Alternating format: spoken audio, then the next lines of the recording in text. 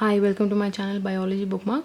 We were studying about reproduction. This is the first chapter, and second part of that is sexual reproduction. Let's get started. What is sexual reproduction? Sexual reproduction is basically a mode of reproduction in which two individuals are involved, unlike asexual reproduction where only one individual was involved. So those two individuals are going to form two types of gametes, male and female, and those two gametes, they can come either from the same individual or two different individuals. One is going to be a male and another one is going to be a female, and they both the gametes will form a zygote, which will develop into an embryo, and embryo will develop into a fully functional individual. So an organism which is supposed to reproduce sexually does not just take birth and starts reproducing sexually. It takes birth, it grows, matures, undergoes a phase of growth and maturity. The phase in which it's growing and maturing is called juvenile phase in animals, and in plants is called vegetative phase. And the stage when it can start reproducing sexually is called reproductive phase. You should know that reproductive phase does not last till it will die. It's not going to last till the organism stays alive. It is also, it also uh, lasts for a certain duration, and after that, for that duration, it will be able to reproduce. But after that, when it ends, the end of reproductive phase, when it ends, you can say that the organism is growing old. The process of growing old is called senescence. See, senescence. And old age is going to lead to death ultimately. And so what makes all these phases, juvenile phase and reproductive phase, senescence phase, what is going to make the organism transition, like the transfer from one phase to another phase, who is responsible for that?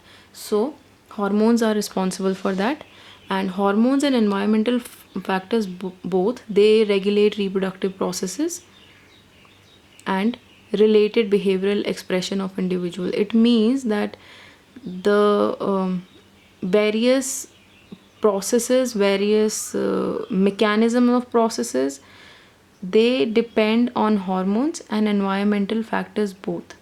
Now, what kind of environment the living being is, the organism is living in, we will study about that in detail in this chapter only. So plants and sexual reproduction. So what are flowers? Flowers are nothing but genitalia of plants. So when a plant begins to flower, it means it is the beginning of reproductive phase. It means that it has matured fully, it has fully grown, and now it's ready to reproduce. So as we studied before, the phase of growth and maturity is called vegetative phase in plants. Growth and maturity, vegetative phase in plants. Now, if flowering occurs more than once, there's a question in your NCERT that so what is the vegetative phase? Vegetative phase is from birth to till right before your reproductive phase. So what if flowering occurs more than once?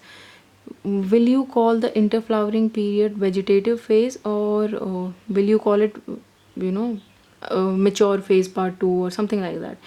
It is called vegetative phase only, although they have passed mature phase on flowering for the first time. When flowering happens for the first time, it means the plant has matured enough. But after that, when flowering is supposed to occur for the second time, the sexual organs, they develop again. It means the plant grows and then becomes mature, can sexually reproduce, but then again plant is back to square one. It has to develop the sexual organs again, like it has to grow, reach a certain level of maturity, and then again flower, again produce flowers. So it's called vegetative phase only. So these are some unusual flowering patterns. Bamboo flowers once in a lifetime, which is like 50 to 100 years, and after it flowers, it dies. The next is Strobilanthus kunthiana, which is called Neil Kurenji, and it's it flowers, like it blooms once in 12 years, and last time it bloomed, it was in October 2018, and it blooms on the hills of Kerala, Tamil Nadu and Karnataka. So this is the bamboo flower. This is the flowers of Nilkaranji. These flowers give the range of mountains Nilgiri. So this is very important because this is very, very confusing. So if you want, you can take a screenshot of this and print it on your study table. So when male and female reproductive structures, which are flowers, birds, etc., they are on same plant, the plant is called either bisexual or homothelic or monoecious. You might tend to call a bisexual plant a dioecious plant, because there are, there's bi and di, both are two, but it's not dioecious, it's monoecious because it's on the same plant, one plant, two sex, like it's on the same plant. It's called bisexual, homothelic or monoecious. Examples are coconuts, cucurbits. If male and female reproductive or structures, like they are on different plants, they are like, if say female flowers are on one plant and male flowers are on another plant, then it's called either unisexual, heterothelic or dioecious.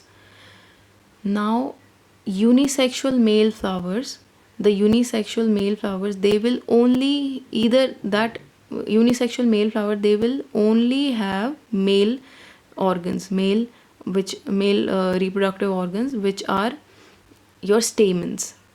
So you call them staminate, and they will have male gamete, pollen. Unisexual female flowers, they will have pistils. You will call them pistillate flowers, and they will bear female gamete, which is egg. Now here are some of your bisexual and monoecious and dioecious plants. You can see that in NCERT as well. See, this is your monoecious plant. So monoecious is, which has both male and female sex organs on one plant. This is your monoecious plant. It's an algae, Cara chara, you can pronounce it as you like it. Now this is your dioecious plant, Markentia, female thallus, male thallus. Female has archegoniophore and thridiophore, is borne by male thallus. Now this is your bisexual flower of sweet potato. It has both the male and female both organs. See, stamen and carpel both, stamen and pistil. Now sexual reproduction in organisms. So sexual reproduction in organism is basically, it's very simple. We see in detail. Now we will learn how do hormones and environmental factors, they affect the pattern of reproduction, the behavioral expression in individuals. So juvenile and reproductive phases, they vary from species to species. Some birds lay eggs seasonally. Like for example, there is a season, they will only lay eggs then. But in captivity, they will be laying eggs all year round. For example, in poultry, because the hens are given hormones. Now there are seasonal breeders which only give birth, those animals which give birth only seasonally, especially those which are living in wild natural condition, like in a forest or a jungle. So they breed only during favorable season of their reproductive phase. For example, sheep, goat, horses in wild.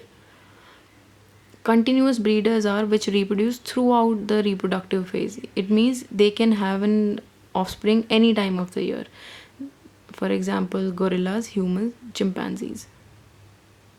So in females of placental mammals, bearing placenta, we will study about that, what placenta is in upcoming chapters. So cyclic changes occur in activity of reproductive structures, for example, ovaries and accessory ducts and hormones.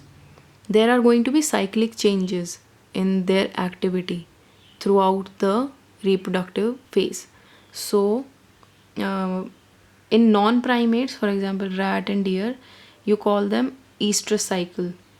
Those changes, those cyclic changes which are occurring throughout the reproductive phase in ovaries, in hormones, in accessory ducts of females of rat and deer and say dog and cats, you call that estrous cycle. But in primates, when cyclic changes occur throughout in hormones, in ovaries, accessory ducts like fallopian tubes, etc., if there are cyclic changes which are occurring in humans, monkeys, and apes, you call them menstrual cycle. But there is going to be a cycle. It's a very regulated process, the process of reproduction. It is a very regulated process and it's regulated by hormones. And you call them estrous cycle in non primates, and in primates, you call that a menstrual cycle. So like we studied about monoecious and dioecious plants, same way there are two types of organisms.